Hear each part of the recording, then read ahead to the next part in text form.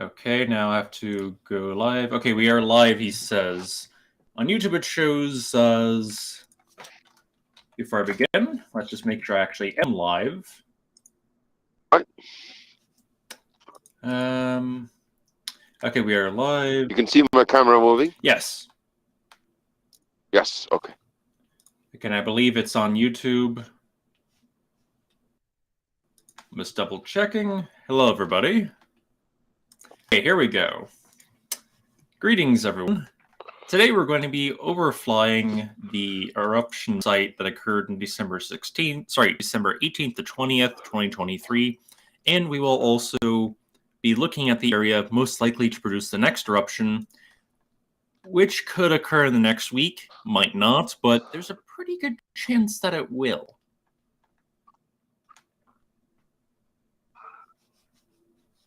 Oh, also be sure to be sure to direct me into the general area if I'm heading the wrong direction. Straight forward. Heading 334. Okay. At level 100, 150, or do you want lower? No, it's perfect. Just straight forward. So, for anybody that visited the Fagerdolsviak volcano in 2021, 2022, or 2023, what you are seeing in the distance, I'm going to quickly just zoom in with the camera, should be a pretty familiar sight. Lots and lots of steaming. This is because, depending on the thickness of the lava flows, it can take years, 5 to 10 years for about 15 meters thickness, and it can even take a decade or more for very thick lava flows. Now, this lava flow we witnessed wasn't that thick. I'm going to quickly change the camera to custom setting.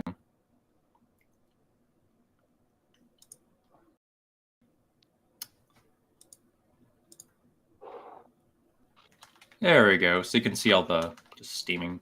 And I'm curious to see if we will see any fumarole minerals, because those take a little bit of time to develop, but sulfur dioxide and hydrogen sulfide combine to produce water and native sulfur. I don't see any quite yet, but it generally doesn't take that long for minerals such as that and sal ammoniac to develop.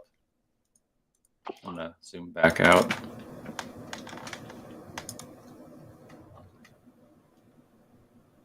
Right, that's perfect, Timothy. Just a quick reminder, our optical camera is 1 to 2.2, and from 7.2 up to 10. Okay, sounds good. That's right. I'm just going to zoom in again. Let's see the audience is saying. I have a question, George. Oh, don't worry. I'm remaking a few of my older videos. That's why some of my older content isn't currently on YouTube. I removed it because I essentially the content wasn't on. It's just I wasn't proud of my older, lower quality content, so I'm remaking some of it. Oh, and quickly, this live stream is technically, and it is sponsored by Naturai, which is providing me this free drone flight. So you might think I'm in Iceland, but no, I'm in Arizona. I'm in the Phoenix metro area currently, and I am remotely piloting this drone from afar. And you can too on naturai.com. If you use the code Timothy in all caps, you will get a 10% discount, and I will earn a commission, so you'll be supporting this channel and also having a fun time overflying a site you like. You can overfly Machu Picchu, you can overfly Fagerdolsviak. There you can overfly a safari area in Botswana. There's lots of things you can do with Naturai, so check it out at naturai.com. I'm just going to quickly tilt the camera. Just look around. Oh yeah, there's the main crater. I was just there not so long ago. Yes, heading 330. You can just fly straight to there. It's awesome. It's still steaming. Yeah, the blue boundary is where we're not allowed to go, correct?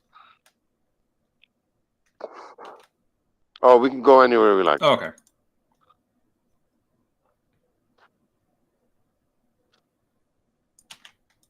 Or in this case, you can go anywhere you like. Correct. As we say in nature, where do you want to fly today? It's your flight. I'm going to quickly tilt the camera down.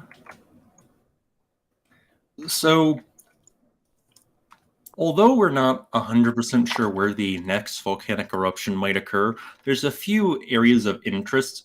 So, after I hover over the lava flow, I'm going to quickly pan to two areas. So remember, there is a 15-kilometer dike running through here, going through Grindavik to the southwest, and all the way to the ocean. So, although an ocean-based eruption isn't all that likely, there are a few spots that earthquake activity is suggesting makes it more likely. So, here's the main crater, the main vent that erupted for 50 hours in December. And I'm going to quickly pan to the left. Just a quick reminder, Timothy, you might want to just back down to 2.2 instead of 2.7 because you're on the digital Zoom. Okay. Thank you.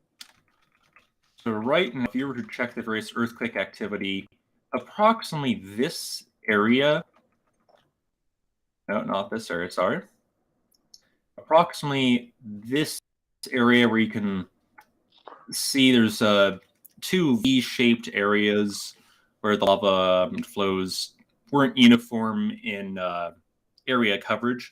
That is one spot where the next eruption might occur. And the second spot where it could occur, because there's also a minor amount of, just volcano-tectonic earthquakes in a cluster, is if we look to the crater row you can see in the distance. I'm going to quickly increase the zoom. You see this crater row? There is a potential that the next eruption might occur at the very southern end of it, about in this general vicinity. And that's one reason why there's a new lava wall being placed on to the north of Grindavik. Of course, I don't know the actual status of that protective barrier, but I assume that it's currently being constructed because there's already one over the other, near the Svartsengi, there's two lava barriers. Let me just quickly check for questions. That's correct, Timothy, but it's mostly being built for political reasons. If it's being built, it won't help. And yeah, honestly, they may have, if it does end up erupting before it's constructed, which is, to be honest, more likely than not, they may have to attempt a few of essentially what they did in 1973 at Eldfell. Oops, I appear to have lost connection temporarily. Oh, nope, we're good. Oh, sorry, you cut out there for a while. We're using Starlink here, so it just cut out for a couple of seconds. I'll quickly go up a little bit. That looks beautiful, Timothy. Aha, now I'm going to zoom in and go forward because it looks like we already have some sulfur mineralization. Let me just quickly pan down. Let me just tip you off, Timothy. We got this great new feature. You can double-click with your mouse pointer on whatever you want to center at, and then quickly zoom in. It's a very efficient way to use our camera controls. So I don't immediately see any native sulfur, but there might be some developing at this point. So this plume is about 95-ish% water vapor, hence why you can physically see it, but it also contains carbon dioxide, sulfur dioxide, hydrogen sulfide, and there's a chemical combination where if you combine sulfur dioxide and hydrogen sulfide, you get water and native sulfur. And so this area will soon be bright yellow, like you've seen at the Fagradolsviak volcano. And the reason why these vents exist is because the lava is still cooling. It will take quite a large amount of time for the lava flows to fully cool. I'm going to pan around. Just a quick reminder, Timothy, this lava field was created in 36 hours. Oh yeah, it really is quite impressive. We don't know how long the next eruption will last for, because when looking at historical or prehistoric lava fields before there was a good written record, several closely spaced smaller eruptions will honestly look about the same as one large continuous eruption. So we don't know actually which is the case when looking at historical or prehistoric events of this, the Reconna's volcanic system. That is a good point, Timothy. We had an argument the other day. So the carbon dating is 1150, but historical records say 1204 or 1205. But this is the golden age of literature in Iceland. So when all the sagas were written. So there's a very good written record of what happened here in the 12th and 13th century. And although those written records are good, I want to remind everybody that sometimes written historical records aren't perfect. For example, we know that in Indonesia, the Krakatoa volcano produced its first larger eruption, larger than 1883, its first caldera-forming eruption that formed 3 islands in about 535, yet the historical record claims it was 416, but there's absolutely zero evidence that it occurred then. But at least they got within a century-ish. So you can actually see some native silver here, and the white is Salamoniac. I'm going to quickly zoom in.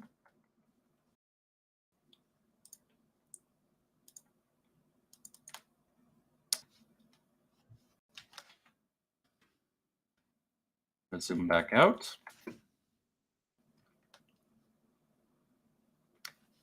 I'm seeing what the comments are saying.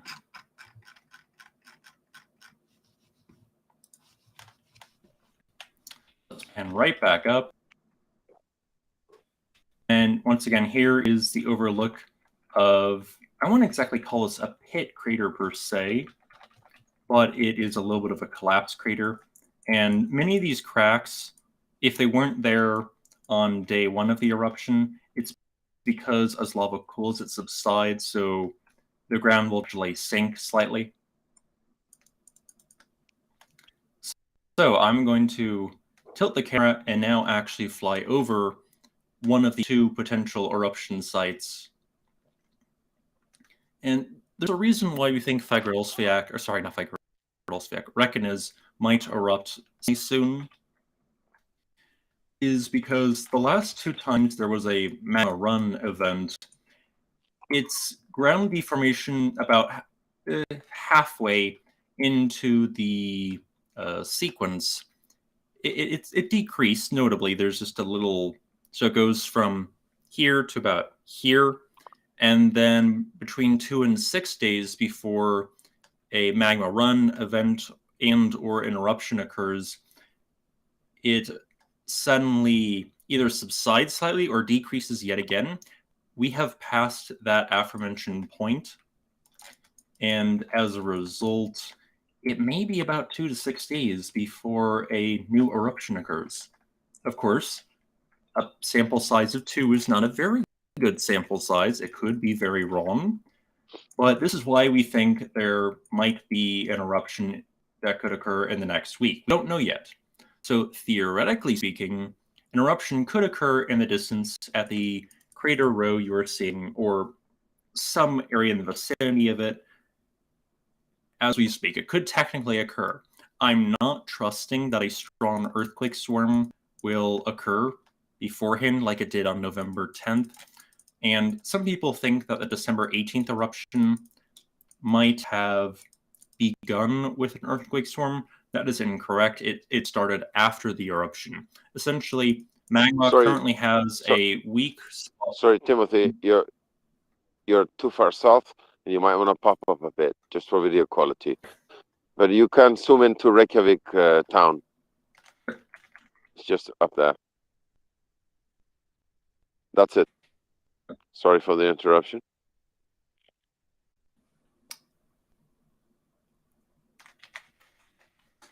And oh yeah, you can even see one.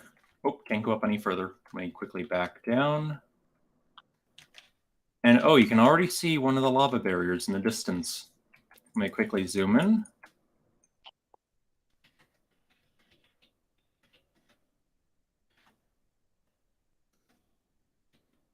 The target height for these lava wall barriers is about 9 meters or 30 feet, so you can get a context of how large this is in the distance. If there's not many trees or structures, it can sometimes be difficult to judge the exact amount, the exact height of various features. For instance, the ancient subglacial vent you're seeing is more than 100 meters tall, for context. I'm not reading that comment out loud.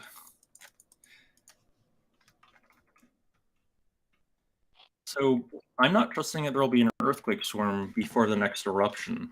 It just magma already has a semi-easy path to the surface, and there's absolutely no guarantee that there will be a strong earthquake storm. Now, one could still occur, but I wouldn't bet on it. That's why I think an eruption isn't exactly imminent, but it could occur with essentially no warning in the next several days. I just want to add, Timothy, we had a strong earthquake in Reykjavik City today. It was a 4.8 from this area. Was that, I was on the Kruševik? Yes. Yeah, it's Kruševik. Houses were shaking. I'll go back.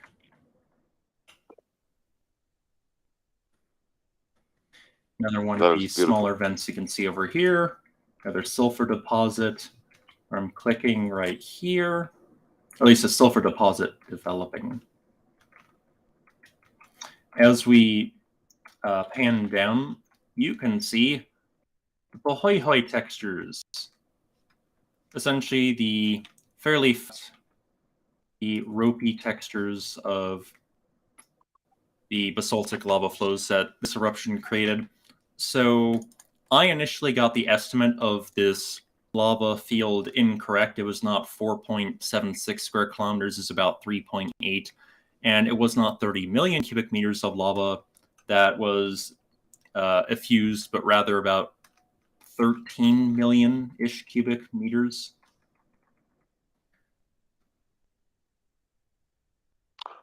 Sorry, the video drops down when you go so low. Okay, I'll go you have to pop up again.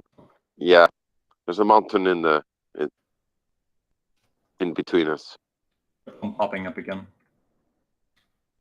You can see it instantaneously becomes much better. Oh yeah. Oh yeah. So let's tilt back up. Lava field once again. Let's quickly tilt to, so we have Grindavik in the distance. It's sort of covered by the fissure vent. You have Svartsengi, the geothermal power plant, over here. And you also see the lava wall barrier. The low point has been updated. Please check it on the map. And this entire area we're looking at is the Reykjanes volcano because remember, it is a fissure complex / crater row where each crater row or fissure complex erupts once and then moves. But several segments of the same crater row or fissure can erupt over different closely spaced eruptions, which is essentially our current situation. So the older lavas you're looking at erupted around the 5th century, but also the 13th century. So this is why if I tilt down and look at this older spatter cone, and this spatter cone that we are tilting down to look at is essentially the same in appearance as essentially this little cluster.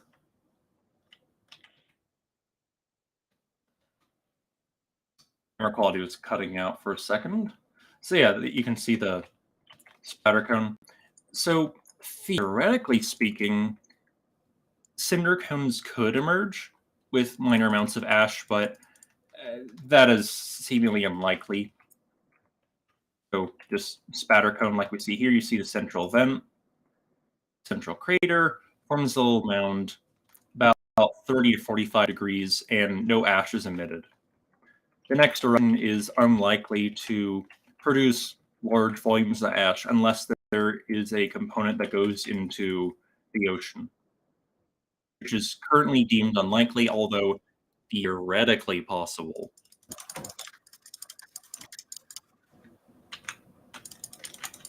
And as I tilt back, you can see the Fagradalsfjall volcano in the distance. Fagradalsfjall is technically a toya, but I wouldn't call it a toya erupting because the glacial cover is gone.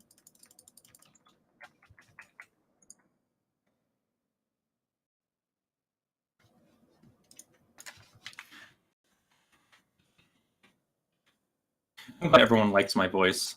Oh, drone will return to home. Are you autopiloting now?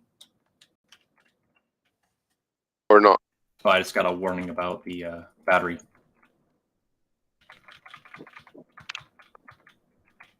Don't worry about that. Nature has it all figured out.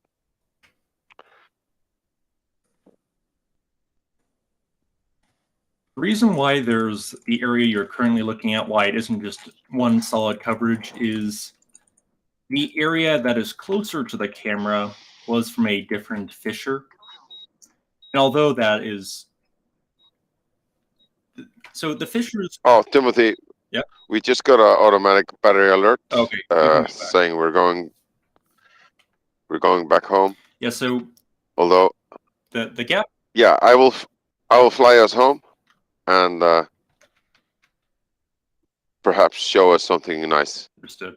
On the way. So yeah, these two spots were from different fissures because people were incorrectly thinking that it was one giant 4 or 3.5 kilometer long fissure. It wasn't. Instead, it was a cluster of smaller fissures, and these fissures weren't exactly even. They weren't in a single straight line. Some were spaced 10, 20 meters to the east. There were gaps in between them, and those gaps are why we had gaps in the eventual lava flow that resulted. So now as we're flying back to our launch site, we can take a look at the Fagradalsfjall toya. This area was covered in glaciers, and as a result, the eruptions which occurred had an explosive component to them. Because it was occurring underneath the ice sheet, what happened where toyas form, for instance, if you've ever seen herder braid, or just, you can look it up, it's a giant toya near Astia, truly impressive interior of Iceland. That formed when there was late Pleistocene, about 15,000 years ago.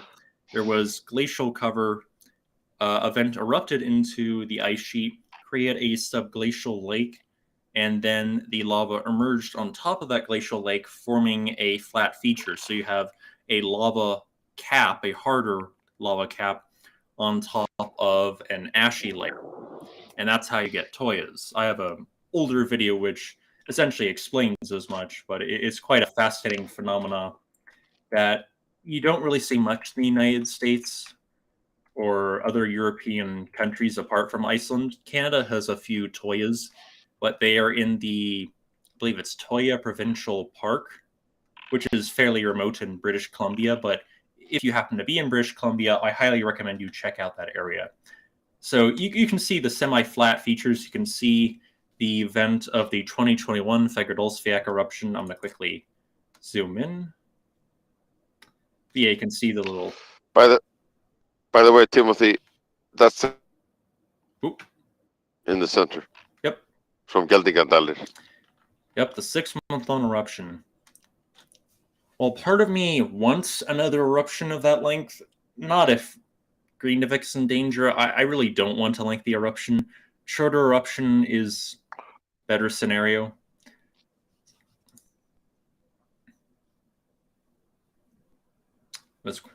What is the most likely volcano to erupt in California?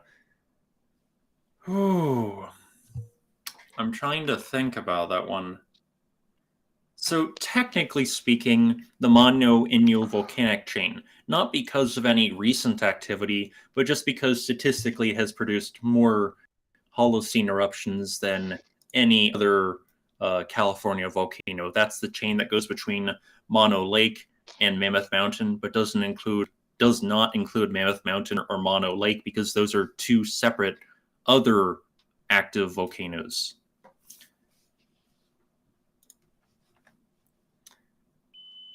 So there was a lot of shaking, but no, at least best I can tell, other than items falling off of shelves, there wasn't any significant damage. The earthquake magnitude was too low, but it would have woken quite a bit of people up and maybe could have caused some minor damage, but there was nothing noticeable. So does everyone like the snow cover? You may see a lot more of this if an eruption does occur.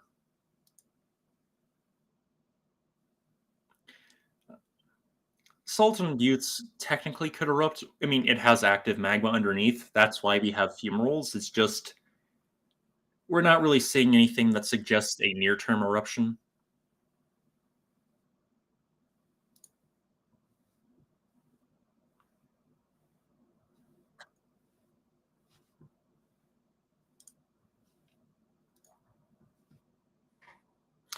So we will be ending the stream shortly. Thank you, everyone, for joining us, and I'd like to thank everyone from Nature Eye for making this drone flight for me possible. So remember, if you use the code Timothy, all caps, one word, TIMOTHY at natureeye.com, you can get a 10% discount, and you too can remotely fly a drone over Fagradolciac, Machu Picchu, or a safari in Botswana, among other locations. So thank you, everyone, for making this stream possible. Sadly, interruption didn't occur while we were filming this stream with the drone. But this is also a good thing because it means Greenavik, they have more time to build the lava barrier. So once again, thank everyone for joining this live stream. And I'm glad that you found it fascinating. So thank you, everybody. Goodbye.